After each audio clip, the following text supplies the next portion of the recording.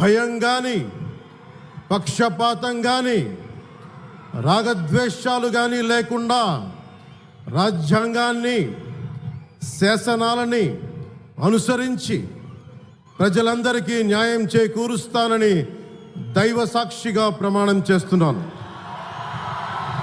నేను కొణిదెల పవన్ కళ్యాణ్ అనే నేను